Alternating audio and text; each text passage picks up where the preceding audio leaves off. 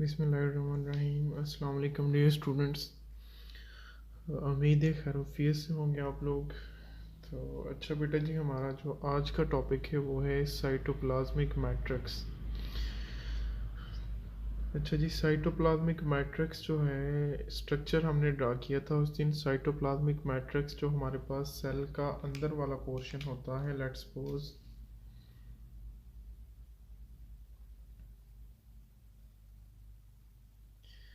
यानी जो साइटोप्लाज्म है ओवरऑल, हम साइटोप्लाज्म को जो है इसका साइटोप्लाज्मिक मैट्रिक्स कह सकते हैं। तो अब इसको साइटोप्लाज्म का दूसरा नाम हम दे सकते हैं। सबसे पहले हम बात करेंगे इसकी लोकेशन के बारे में। ये तो लोकेशन के बारे में कह रहा है कि present between cell membrane, present between cell membrane and nucleoid. ठीक है, तो लेट्स सपोज ये वाली जो है ये सेल मेम्ब्रेन,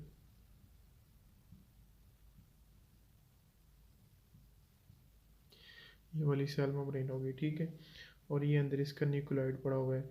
सेल मेम्ब्रेन से लेके ये न्यूक्लियाइड तक अंदर ये जो रीजन है ये वाला, ये क्या कहलाता है? ये साइटोप्लाज्मिक मैट्रिक्स। इसके अंदर सारे इसके जो छोटे मोटे ऑर्गेनेलिज हैं वो पड़े होते हैं इसके अंदर। अच्छा जी, आगे एक इम्पोर्टेंट टर्म है प्रोटोप्लास्ट। प्रोटोप्लास्ट क्या चीज़ है? प्रोटोप्लास्ट के बारे में कह रहा है कि plasma membrane and everything inside it, this is known as plasma membrane. तो ये आपने याद रखना है कि पीछे हमने एक टर्म पढ़ी थी जिसको मैंने कहा था प्रोटोप्लाज्म। ठीक है, तो प्रोटोप्लाज्म के अंदर तीन चीज़ें आ रही थी। तो प्रोटोप्लाज्म में हमारे पास न्यूक्लियस प्लस साइटोप्लाज्म। ठीक है, अगर न्यूक्लियस प्लस साइटोप्लाज्म के अंदर एक और चीज़ ऐड कर दी जाए,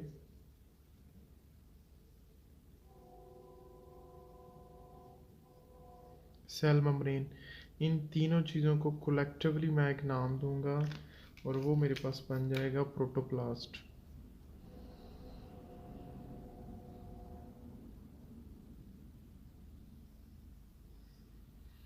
अगर न्यूक्लियस और साइटोप्लाज्म है ये दोनों कहलाएंगे प्रोटोप्लाज्म। अगर इनके साथ सेल मेम्ब्रेन भी मिल जाए तो ये तीनों का कम्बिनेशन प्रोटोप्लास्ट कहलाता है। ठीक है, plasma membrane and everything inside it. अब ये प्लाज्मा मेम्ब्रेन और इसके अंदर जो कुछ भी है कह रहा है कि ये प्रोटोप्लास्ट कहलाता है। Cytoplasmic matrix is major part of the protoplast, क्योंकि अब साइटोप्लाज्म है उसके अंदर साइटोप्लाज्म खुद भी आ रहा है, बाकी उसके सारे इनर कंटेंट भी आ रहा है, तो ये साइटोप्लाज्म कहलाता है। इन शॉर्ट, जस्ट सिंपल, मैं फिर रिपीट कर रहा हूँ, इसके अंदर nucleus plus cytoplasm plus cell membrane, इन तीनों को कलेक्टिवली हम क्या कहते हैं? प्रोटोप्लास्ट। ठीक है, उसके बाद है कंसिस्टेंसी इसकी, ये क्या चीज़ है? तो ये कह रहा है कि जेल लाइक जो है इसकी कंसिस्टेंसी, यानी कह रहा है कि ये जेल की तरह का होता है, थोड़ा कड़ा होता है जिस तरह जेल होती है। और उसके अंदर कह रहा है कि small molecules move through it rapidly, और जो छोटे छोटे मॉलिक्यूल्स होते हैं वो इसके अंदर मूव, क्योंकि साइटोप्लाज्म जो है वो फ्लो करता है। ये हमने चैप्टर नंबर 4 के अंदर भी पढ़ा हुआ है। उसके बाद हम बात करते हैं इसके स्ट्रक्चर की, कि इसके स्ट्रक्चर में यानी क्या क्या चीज़ें जो हैं वो मौजूद होती हैं। सबसे पहले वो कह रहा है कि लैक, यानी जो इसमें नहीं होता।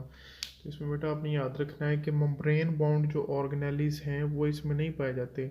मेम्ब्रेन बाउंड ऑर्गेनेलिज प्लस दूसरी चीज़ कौन सी है? साइटोस्केलेटन। ये दोनों आपने याद रखना है कि मेम्ब्रेन बाउंड ऑर्गेनेलिज और साइटोस्केलेटन इसमें नहीं होते। ठीक है, अच्छा, जिसके बाद हम बात करते हैं यानी हैव, ऐसी कौन सी चीज़ें हैं जो इसके पास मौजूद होती हैं। तो कह रहा है कि nuclide, first of all nuclide इसके पास होता है। अच्छा, अगर हम न्यूक्लाइड की बात करें तो ये बैक्टीरिया है। ठीक है, इसके अंदर छोटा सा जिसका डीएनए का टुकड़ा होता है जिसको न्यूक्लाइड कहते हैं। आगे टॉपिक है पूरा, उसको डिटेल से स्टडी करते हैं। न्यूक्लाइड को ये हेडिंग दी हुई है। न्यूक्लाइड, इसको क्रोमाटिन बॉडी भी कहते हैं।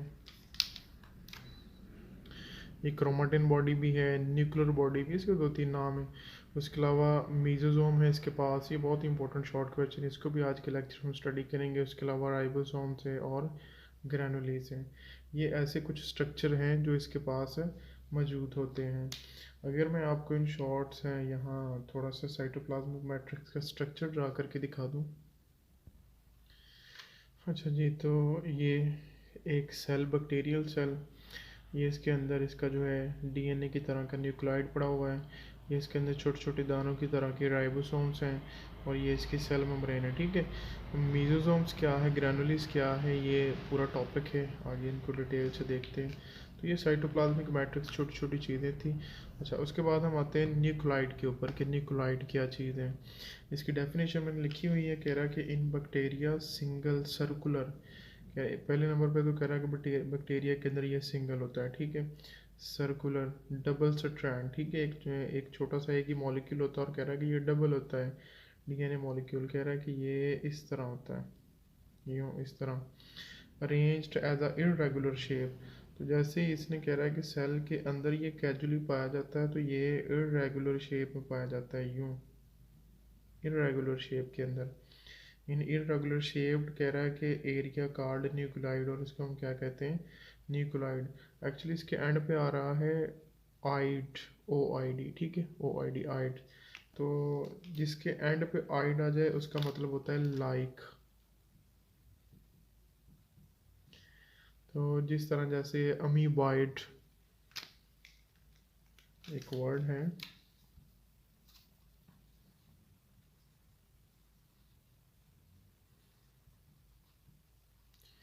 अमीबॉइड, ठीक है। तो इसके एंड पे भी आइड आ गया है, तो इसका मतलब अमीबा नहीं है, अब अमीबा की तरह के ऑर्गेनिज्म, जैसे यूगलेनाइट, इसका मतलब भी यूगलेना नहीं है, इसका मतलब है यूगनेलिया की तरह के ऑर्गेनिज्म, ठीक है। तो अब यहाँ लिखा हुआ है न्यूक्लाइड, तो इसका मतलब जो है हरगिज न्यूक्लियस नहीं है, इट्स मीन के न्यूक्लियस की तरह का कुछ स्ट्रक्चर, कुछ साख्त है इसके अंदर जो इसके जेनेटिक मटेरियल के तौर पे एक्ट करती है। इसको मज़ीद देखते हैं अगली स्लाइड में।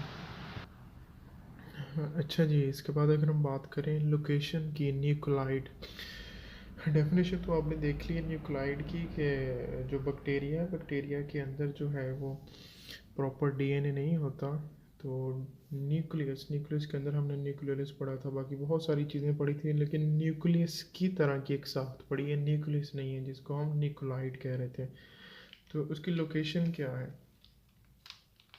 कह रहा है कि DNA occupy the position near to the cell centre. अब लेट्स सपोज ये सेल है, तो ये ऑलमोस्ट इसके थोड़ा सा सेंटर में ये इसकी लोकेशन होती है।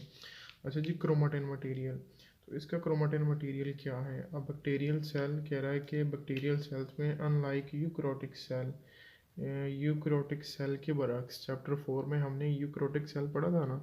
तो कह रहा है कि अनलाइक यूकैरियोटिक सेल के बरअक्स, कह रहा है कि लाइक यहाँ जो चीज़ें नहीं है, कह रहा है कि डिस्क्रिएट क्रोमोसोम वहाँ बिल्कुल प्रोमिनेंट वाज़या जो क्रोमोसोम्स थे हमारे पास वो थे। कह रहा है कि क्रोमोसोम नहीं है यहाँ, एक तो क्रोमोसोम नहीं है, दूसरा न्यूक्लियर मेम्ब्रेन, यहाँ न्यूक्लियर मेम्ब्रेन नहीं है। ज़ाहिर बात है, जब प्रोमिनेंट न्यूक्लियस ही नहीं है तो न्यूक्लियर मेम्ब्रेन कहाँ से आएगी।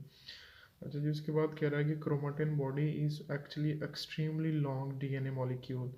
तो जो क्रोमाटिन बॉडी है, कह रहा है कि डीएनए का एक बहुत ही लॉन्ग मॉलिक्यूल है। अगर मैं इस मॉलिक्यूल्स की आपको बात एग्जांपल बताऊं, तो एक हमारे पास बैक्टीरिया है इकोलाई। इस इकोलाई बैक्टीरिया का जो डीएनए है, ये डीएनए 14,000 माइक्रोमीटर जो है इसकी लेंथ है, 14,000 माइक्रोमीटर, इतना बड़ा है। अगर मैं बात करूं इस सारे यानी इकोलाई का जो साइज़, तो इकोलाई का साइज़ जो है वो मेरे पास सिर्फ और सिर्फ 6 माइक्रोमीटर है। बज़ाहिर जो इकोलाई है वो सिर्फ 6 माइक्रोमीटर है, लेकिन उसके अंदर जो डीएनए पड़ा है वो 14,000 माइक्रोमीटर है। तो इसीलिए कह रहा है कि chromatin body is actually extremely long DNA molecule. तो ये बिल्कुल बज़ाहिर एक ऐसी बात हो जाएगी कि एक बहुत ही बड़ा जो है हमारे पास एक डीएनए है, ये डबल, ये डीएनए है, और एक हमारे पास छोटा सा ये बैक्टीरिया है। तो मैं ये कहूँगा कि ये बड़े सारे डीएनए को इसके अंदर फिट करना है, तो ये कैसे फिट आएगा इसके अंदर, वो भी एक छोटी सी जगह के ऊपर, सेंट्रल पोजीशन के अंदर। कह रहा है कि so as to tightly fit in a components of cell.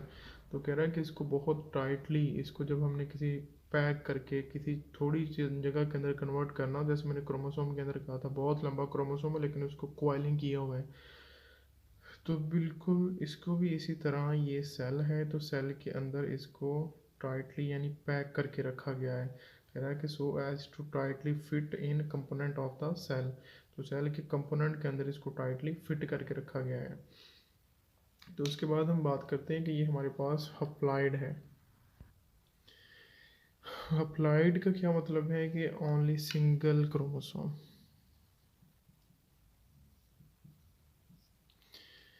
अगर ये डबल होता तो माइट पॉसिबल ये डिप्लॉइड होता। As bacterial cell have single chromosome they are haploid. Simple सी बात, सादा सी बात कह रहा है कि बैक्टीरियल सेल जो है ये सिंगल क्रोमोसोम है, एक ही क्रोमोसोम है ये, तो ये हप्लॉइड है, 1n है। तो अच्छा जी, स्टेनिंग,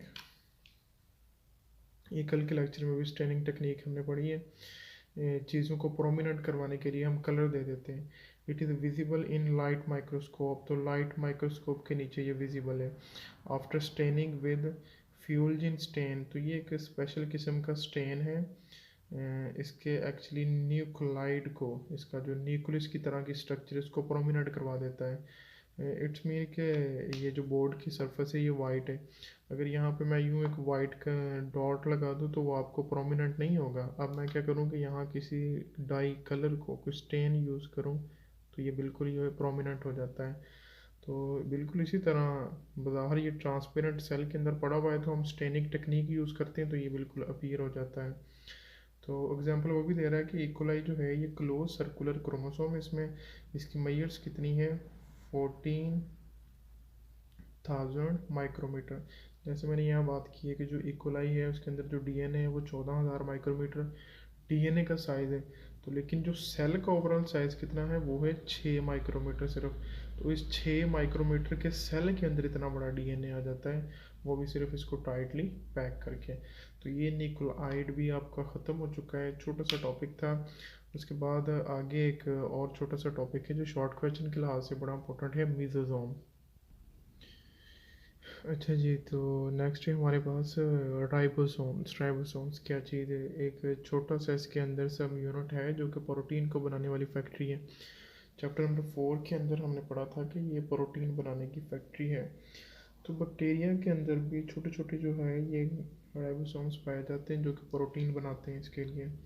तो इनके बारे में कह रहा है कि कंपोस्ट ऑफ, कंपोजिशन की बात कर रहा है, compost of RNA and protein, दो चीज़ें होती हैं इसमें, आरएनए और प्रोटीन। कह रहा है कि सम में भी loosely attached with the plasma membrane, तो कह रहा है कि यहाँ तो ये प्लाज्मा मेम्ब्रेन के साथ लूजली अटैच होते हैं, वैसे भी साइटोप्लाज्म के अंदर बिखरे पड़े होते हैं ये।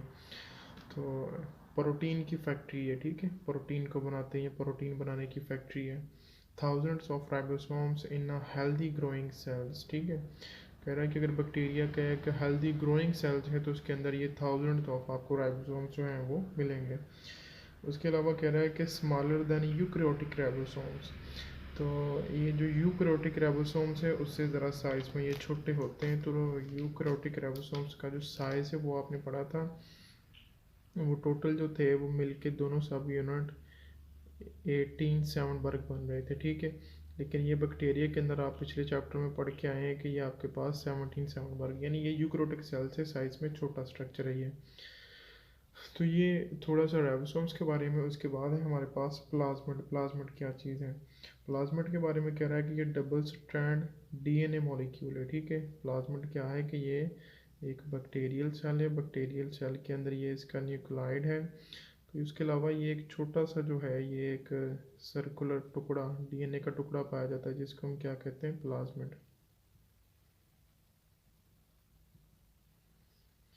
न्यूक्लाइड के अलावा, न्यूक्लाइड के अलावा एक छोटा सा, ये सारे बैक्टीरिया में नहीं, एक स्पेशल सिर्फ कुछ बैक्टीरिया के अंदर पाया जाता है plasmid. Double strand DNA molecule in addition to chromosomes, ठीक है, in addition to chromosomes, chromosome के अलावा। तो ये इसके क्रोमोसोम्स के तौर पे एक्ट कर रहा है, क्रोमोसोम्स के अलावा एडिशन है ये। कह रहा है कि सम बैक्टीरिया है प्लाज्मिड, तो ये सिर्फ कुछ बैक्टीरिया में पाया जाता है, सारे बैक्टीरिया में नहीं पाया जाता ये। अच्छा, तो इसके कुछ करैक्टर्स बताए गए हैं कि इसके करैक्टर्स क्या हैं।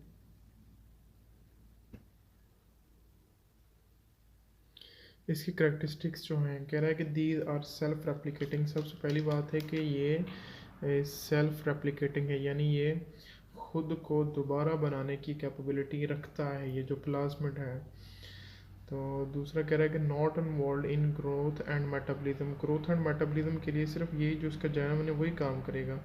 तो कह रहा है कि ये ग्रोथ और मेटाबॉलिज्म के अंदर इन्वॉल्व नहीं होगा। तो इसका क्या फंक्शन है, नीचे लिखा हुआ है, कह रहा है कि कंटेन जीन फॉर रेजिस्टेंस। तो ये बैक्टीरिया की इम्यूनिटी के तौर पे एक्ट करता है। बैक्टीरिया की इम्यूनिटी के तौर पे कह रहा है कि contain gene for resistance disease, drugs, heavy metals, insect toxin, यानी डिजीज बीमारियों से बचाता है बैक्टीरिया को। आने वाले चैप्टर में हम एक वायरस पढ़ेंगे बैक्टीरियोफेज जिसका नाम है, जो कि बैक्टीरिया के अंदर डिजीज कॉज करता है। तो बैक्टीरियोफेज से भी बचाता है बैक्टीरिया को, ड्रग्स वगैरह उससे भी, जो हम एंटीबायोटिक्स लेते हैं बैक्टीरिया को किल करने के लिए, तो ये उसके ख़िलाफ़ भी रेजिस्टेंस करवाता है। हैवी मेटल्स वगैरह, इंसेक्ट टॉक्सिन, यानी जो इंसेक्ट टॉक्सिक जहर बनाते हैं वो बैक्टीरिया को मारने के लिए, तो उससे भी बचाता है ये। उसके अलावा दूसरे नंबर पर एक बड़ी इंपॉर्टेंट बात लिखी हुई है, जेनेटिक इंजीनियरिंग के अंदर used as a vector important vehicle. तो ये एक टेक्निक है कि हम क्या करते हैं कि ये हमारे पास प्लाज्मिड है, बैक्टीरिया के अंदर से प्लाज्मिड निकालते हैं, लेट्स सपोज इंसुलिन बनाने के लिए। इसके अंदर हम अपनी डिज़ायरेबल जो है प्रोडक्ट वो इंसुलिन इंसर्ट करते हैं, इंसर्ट करके वापस दोबारा फिर इसके अंदर ही रख देते हैं। तो ये दोबारा जब बैक्टीरिया, और 20 मिनट बाद बैक्टीरिया डिवाइड हो जाता है, जैसे जैसे ये डिवाइड होगा हमारे पास इंसुलिन की प्रोडक्ट आना शुरू हो जाएगी। तो ये जेनेटिक इंजीनियरिंग है। तो ये हमारे पास प्लाज्मिड के बारे में था। आगे मीजोसोम एक इम्पोर्टेंट चीज़ रह गई है, वो भी शॉर्ट क्वेश्चन के तौर पे आ जाता है। अच्छा जी, ये जो मैंने आपके सामने स्ट्रक्चर लिखा हुआ है, mesosome one of the most important. सारा जो हमारा लेक्चर हमने पढ़ लिया है, अगर इस लेक्चर की मोस्ट इम्पोर्टेंट चीज़ मैं इधर आपके सामने लिखूं तो ये बहुत ही इम्पोर्टेंट है इन सब में से ज़्यादा। शॉर्ट क्वेश्चन के तौर पे आ जाता है अक्सर। इसकी डेफिनेशन पे गौर करें तो कह रहा है कि ये आपके पास सेल मेम्ब्रेन इनवेजिनेट, या इसको आप इनफोल्ड भी कह सकते हो। Cell membrane invaginate into cytoplasm to form structure, ठीक है। अब ये आपके सामने मैंने एक छोटा सा स्ट्रक्चर बनाया हुआ है। सेल मेम्ब्रेन अंदर की तरफ इनवेजिनेट करके एक फोल्ड बनाती है जिसको हम मीजोसोम कहते हैं, फॉर्म। तो ये कितनी तरह की, 3 तरह के स्ट्रक्चर्स बनाती है। ये ट्यूब्यूल्स भी हो सकती है, ये वेसिकल्स भी हो सकते हैं, ये लैमिला भी हो सकते हैं, यानी ट्यूब लाइक कह रहा हूँ कि यानी तो कौन की तरह की, यानी जो आपके पास शीट की तरह का स्ट्रक्चर बनता है। तो इसका फंक्शन क्या है, डीएनए रेप्लिकेशन। एक तो ये डीएनए रेप्लिकेशन के अंदर इन्वॉल्व होता है। उसके अलावा कह रहा है कि सेल डिवीजन के अंदर ये इन्वॉल्व होता है। और उसके अलावा अगर बात करें तो एक्सपोर्ट टू एक्सोसेलुलर एंजाइम। एक्सोसेलुलर एंजाइम का मतलब है कि ऐसे एंजाइम जो बाहर बेचने हैं, ठीक है। रेस्पिरेटरी एंजाइम, रेस्पिरेशन के लिए एंजाइम जो हैं वो ज़रूरी हैं। तो इस डायग्राम को मैंने थोड़ा सा विजिबल करके आपको दिखाया हुआ है इधर, अगर आप देखें। अच्छा जी, तो ये हमारे पास वेसिकल, ये ट्यूब्यूल्स और ये लैमिला, तीनों तरह की जो फॉर्म ये बनाता है। एक्चुअली इनके अंदर एंजाइम्स होते हैं,